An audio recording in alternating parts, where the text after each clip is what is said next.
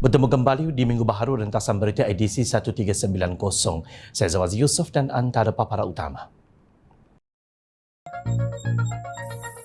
Islam atau parti penunggang agama yang terancam. Adakah anda melihat murid bersekolah berskirt dan berseluar pendek? Kenapa semua ini tidak berlaku 30 tahun dulu? Kerjasama PH dan PN erat, PN ketakutan.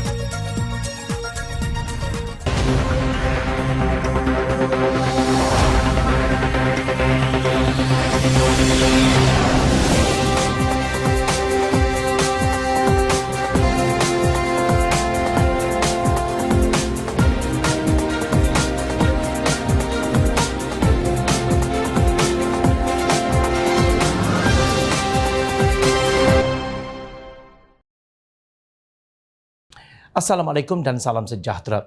Kerajaan Perpaduan tidak pernah sesekali menafikan hak rakyat di negeri pembangkang, termasuk negeri Kelantan sebagaimana yang didakwa dan dijaja selama ini.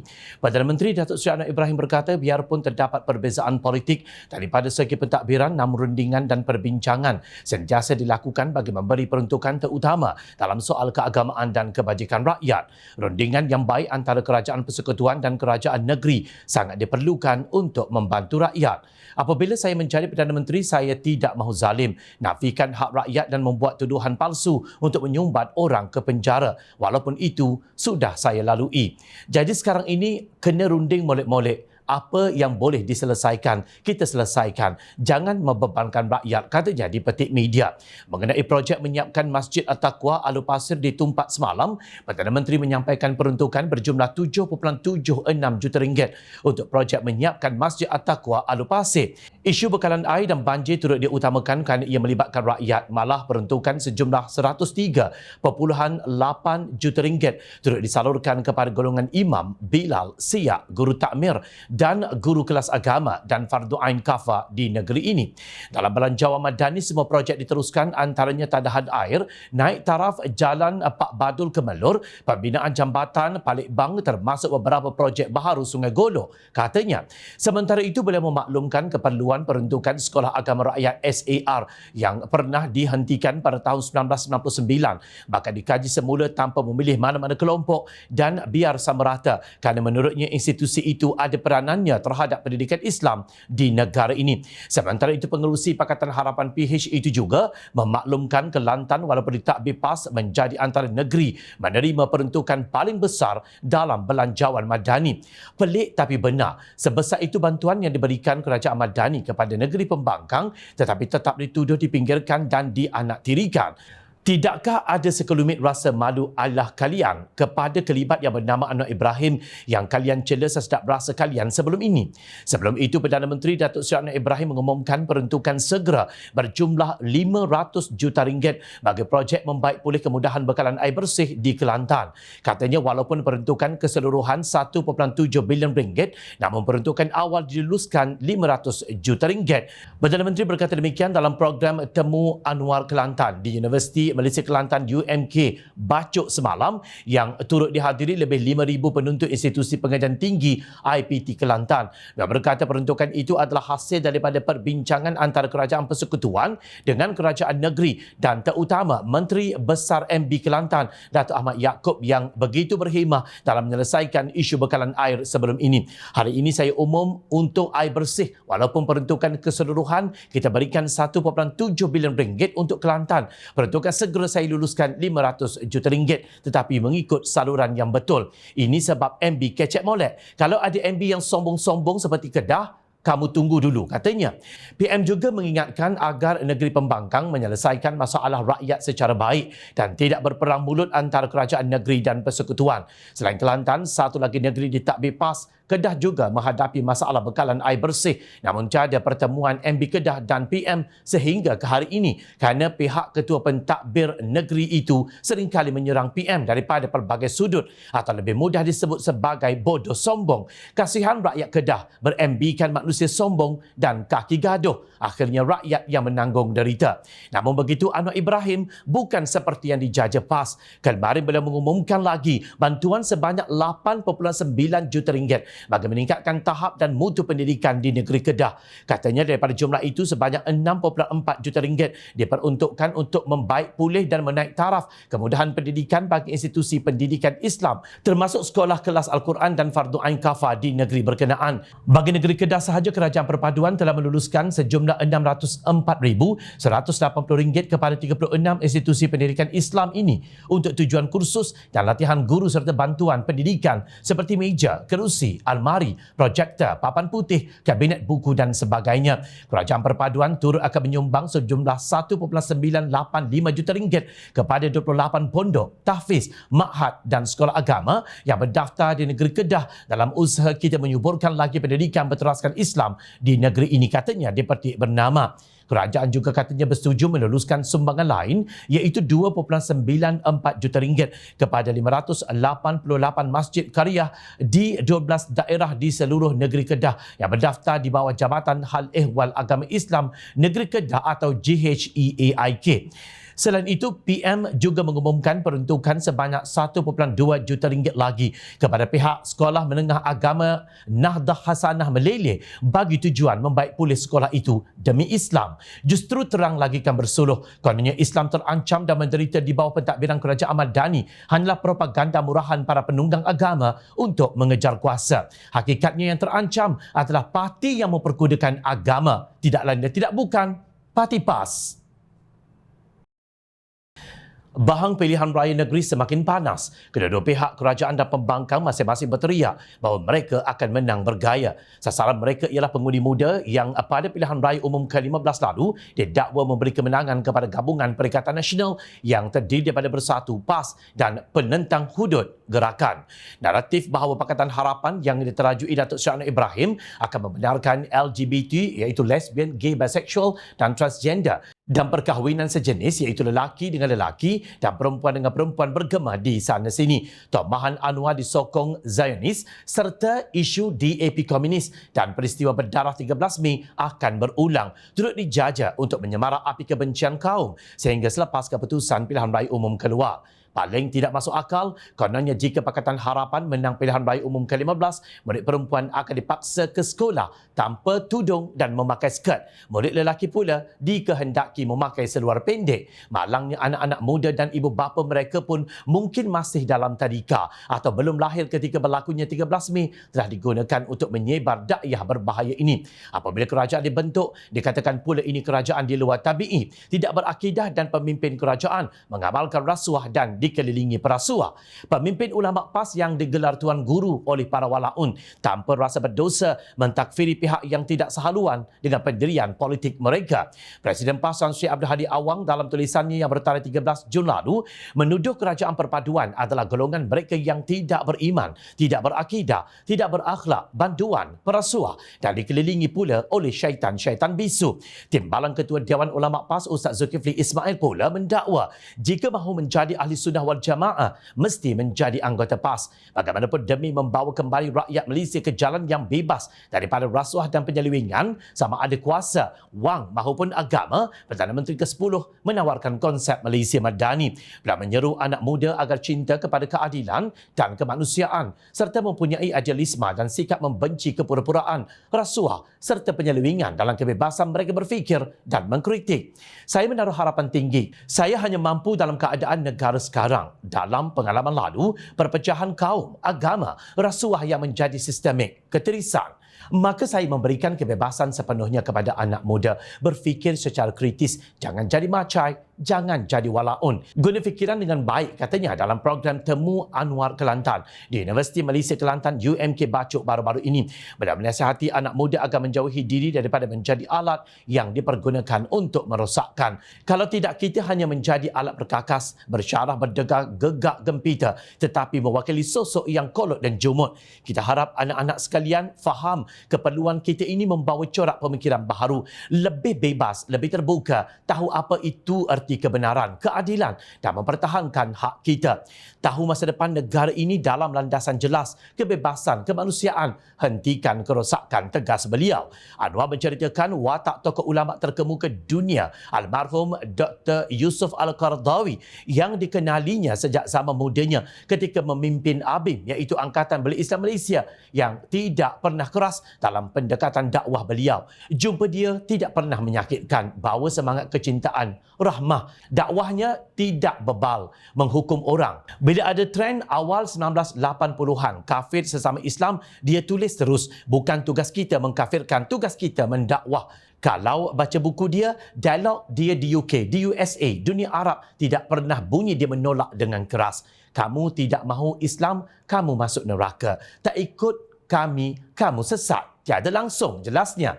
Anwar memuji Yusuf Al-Qaradawi yang menolak kezaliman segala bentuk cemuhan terhadap sesama manusia. Kalau tanya saya tentang Qaradawi, dalam keadaan saya di penjara, dia tulis keras sikap zalim menolak kebenaran. Dengar pidato dia, tidak pernah kata orang ini liberal, sekular, menyesatkan orang ini tidak bermoral.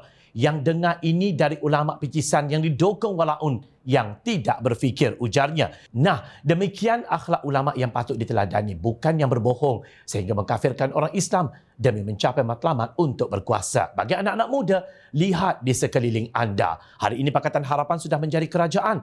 Adakah murid-murid ke sekolah yang perempuan dilarang bertudung dan dipaksa memakai skirt, sementara yang lelaki pula memakai seluar pendek seperti yang didakwa? Adakah Israel sudah membuka kedutaannya di Putrajaya?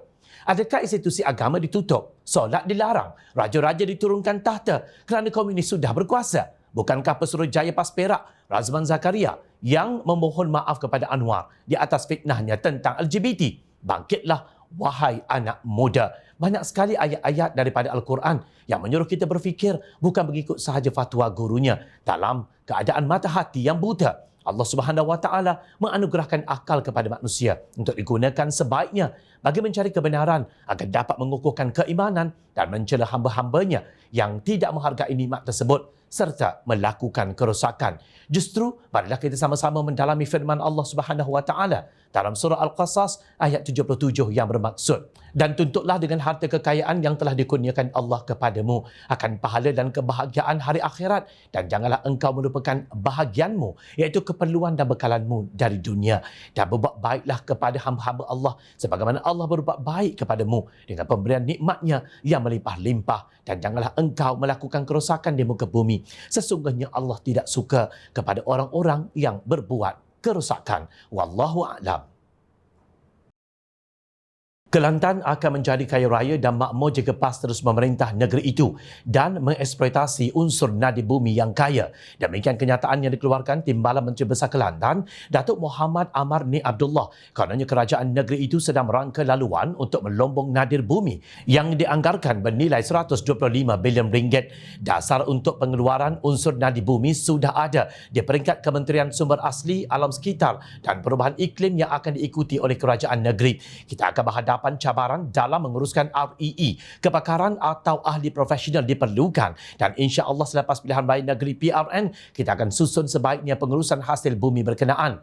Kerajaan sebelum ini dikaitkan dengan kebergantungan kepada hasil balak. Jadi bila adanya REE selepas ini, kayu tidak lagi perlu ditebang, dan itu sememangnya menjadi perancangan kerajaan negeri. Katanya seperti dipetik Harian Metro. Muhammad Amar berkata demikian pada majlis ceramah PAS yang diberi nama jelajah ceramah pakat bertahan di pekarangan Pasar Tok Guru Cabang 3 di Pekalan Cepa malam kemarin. Daerah Jeli, Tanah Merah dan Gua Musang telah dikenal pasti sebagai kawasan yang mempunyai sejumlah besar nadi bumi, mineral yang penting untuk pembuatan perkakas elektronik moden. Hebat halusinasi pemimpin kanan negeri Kelantan bila hampir pilihan raya sehingga wujud segala terowong dan lombong yang bakal digali kononnya demi kemajuan negeri. Kenapa tidak 30 tahun dahulu? Tahukah pimpinan PAS Kelantan, menurut statistik hampir separuh daripada 1.2 juta rakyat Kelantan berhijrah untuk mencari pekerjaan berikutan kegagalan kerajaan negeri pimpinan PAS membangunkan negeri itu. Malahan rakyat juga boleh menilai sendiri lebih 30 tahun PAS memerintah Kelantan, tiada kemajuan dilakukan sehingga rakyat terpaksa berhijrah ke negeri lain untuk mencari pekerjaan demi sesuap nasi. Jangan sesekali dinafikan berpuluh tahun Kelantan merupakan antara negeri termundur di Malaysia kerana hasil daripada kegagalan pentadbiran kerajaan PAS dalam memajukan ekonomi tempatan dan membasmi kemiskinan selain turut berdepan isu alam sekitar yang sangat kritikal. Bukan setahun dua tetapi ianya sudah berlarutan berdekad lamanya. Kerajaan PAS sekarang lebih berminat membeli kereta Mercedes daripada menyelesaikan masalah air rakyat, membina stesen bas yang lebih selesa serta menangani isu alam sekitar akibat pembalakan yang berleluasa. Tidakkah PAS Kelantan berasa malu dengan negeri yang di bawah pentadbiran DAP yang dilalakkan mereka kononnya menindas bangsa Melayu, agama Islam? Pulau Pinang berkembang pesat dengan rekod pertumbuhan ekonomi tertinggi dalam negara pada tahun 2021 pada kadar 7.1% di saat krisis ekonomi akibat pandemik COVID-19. Kejayaan Pulau Pinang memajukan ekonomi negeri ini telah menjadikan kehidupan rakyatnya lebih sejahtera dan makmur. Itu satu fakta. Di Pulau Pinang, kita tidak mendengar rungutan rakyat berkaitan air kotor, sampah yang tidak terurus ataupun mempunyai masalah peluang pekerjaan. Kenapa? Kerana mereka yang menjadi pemimpin dan mentadbir urus Pulau Pinang bukan hanya tahu berhalusinasi dan mengeluarkan kenyataan dangkal, tidak mampu buat kerja untuk rakyat. Walaupun Pulau Pinang sering difitnah dengan sentimen perkauman dan agama, namun hakikatnya orang Melayu hidup dalam keadaan baik dan Islam juga diamalkan dengan berkembang dan dengan begitu baik. Masalah institusi agama Islam dijaga rapi dengan pelbagai peruntukan, allowance dan bonus untuk mereka yang bertugas demi menjaga agama di negeri berkenaan. Kelantan mungkin maju dengan slogan Islam, tetapi nilai Islam dalam pentadbiran semakin lupus. Bersih dan berkebajikan adalah nilai dan prinsip Islam yang cukup tinggi tetapi tidak dirasai rakyat di negeri Kelantan. Betul atau tidak? Jawapan ada pada para walaun. Pelik sungguh, bagaimana mungkin berbicara tentang kejayaan dan kemakmuran Kelantan jika kerajaan yang sama dikekalkan sejak 30 tahun lalu untuk terus mentadbir negeri itu. Tunggulah kucing atau harimau bertanduk sekalipun, ianya tidak akan berlaku jika PAS terus mentadbir negeri itu. Jika benar sekalipun projek Nadi Bumi itu berjaya, nescaya yang menjadi kaya raya serta hidup selesa bukan rakyat jelata. Buktinya, dapat royalti minyak 400 juta ringgit, dibelinya kereta Mercedes dan dinaikkan allowance Exco. Siapa yang hidup mewah? Malah, sebelum hari raya tempoh hari, bukan main sakan mereka berjoli dengan pelbagai bonus raya walaupun rakyat tetap minum dan mandi air berkarat. Menjelang pilihan raya negeri, pemimpin Perikatan Nasional semakin rancak memainkan peranan sebagai batu api untuk memecahkan kerjasama antara Pakatan Harapan dan Barisan Nasional. Bekas Panglima Perang UMNO Datuk Seri Syahidan Kasim berkata UMNO sebuah parti besar yang mempunyai 26 kerusi parlimen. Tetapi dari segi penyertaan dalam kerajaan itu kecil. Jadi sebenarnya dia tak boleh memerintah hanya dengan menumpang orang. Ini tak boleh lama. Kadang-kadang orang memberi tumpang ini tidak boleh bagi semua.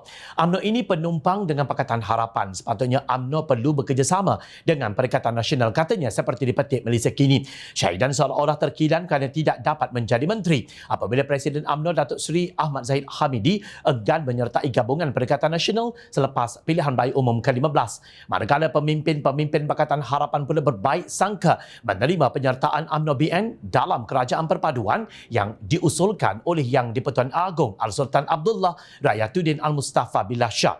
Mengulas hal itu, Pengarah Komunikasi UMNO Datuk Lokman Nur Adam berkata, Perikatan Nasional takut UMNO bekerjasama dengan Pakatan Harapan dalam jangka masa yang lama. Ini kerana, kata Lokman, jika UMNO bekerjasama dengan Pakatan Harapan, kedudukannya akan menjadi semakin kuat. Pakatan Harapan juga semakin kuat dan kedudukan Perikatan Nasional akan musnah.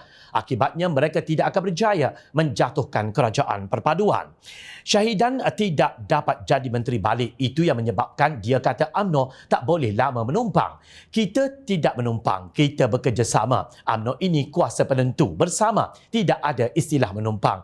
Kita kena faham bahawa geng Perikatan Nasional ini sakit hati dengan kerjasama di antara UMNO dan Pakatan Harapan. Kerana selagi kita bekerjasama dengan Pakatan Harapan, selagi itu mereka tidak boleh menumbangkan kerajaan perpaduan. Selagi itu mereka tidak dapat memerintah. Sekarang ini mereka nak tebuk atap. Itu sahaja, katanya dalam satu klip video. Bukan hanya Syahidan yang menjadi penghasut kepada penyokong UMNO supaya berpecah dengan Pakatan Harapan. Presiden PAS Tan Sri Abdul Hadi Awang yang juga Timbalan Pengerusi Perikatan Nasional turut melepaskan jarum hasutannya menerusi artikel PAS terus beristiqamah pada 14 Jun lalu. Beliau mendakwa UMNO tidak cukup sempurna Islamnya. Akan dikenang dalam sejarah bahawa UMNO tidak mahu kerjasama dengan PAS kerana PAS berpegang teguh dengan Islam yang sempurna. Sebaliknya, UMNO memilih DAP-kan jawatan Timbalan Perdana Menteri, Menteri Besar, Exco dan lain-lain. Keadaan ini menjadikan UMNO tercicir kerana pendekatannya yang salah dan melakukan tindakan bagi menyelamatkan segelintir pihak dengan cara yang terpesong daripada perjuangan asalnya, ujar Hadi. Ahli Parlimen Barang itu juga mendakwa ada pihak yang menentang perpaduan Melayu lantaran sifat jahiliah dan pendendam mereka. Apabila PAS menyertai gerakan perpaduan Melayu, terdapat kalangan yang melakukan provokasi dan mendedahkan sifat buta agama mereka yang lebih berbahaya daripada buta huruf kerana akibat buta agama akan merana selepas meninggal dunia. Mereka mahu mengheret kepada sifat asabiah yang sempit dan jahiliah yang berdendam, bukannya berkasih sayang dan bermaaf-maafan, tegasnya. Abdul Hadi dipercayai merujuk kepada proklamasi orang Melayu Anjuran Tun Dr. Mahathir Mohamad yang disertainya. Kelakarnya, dia yang asabiah sempit dan berdendam, dia tuduh pihak lain pula yang bersifat sedemikian.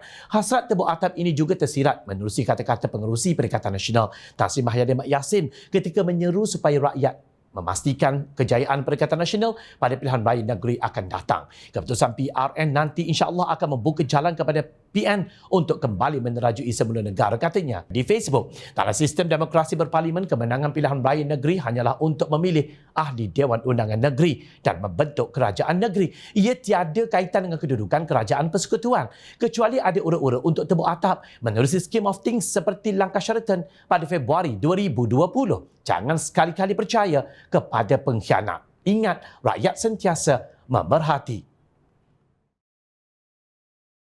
Jom Channel ingin mengucapkan jutaan terima kasih kepada para penyokong Jom Channel dan kepada yang berminat untuk memberikan sumbangan bagi membolehkan kami meneruskan perjuangan menyampaikan berita yang benar. Sumbangan boleh dibuat melalui akaun bank yang tertera. Suara rakyat kami sampaikan demi negara tercinta.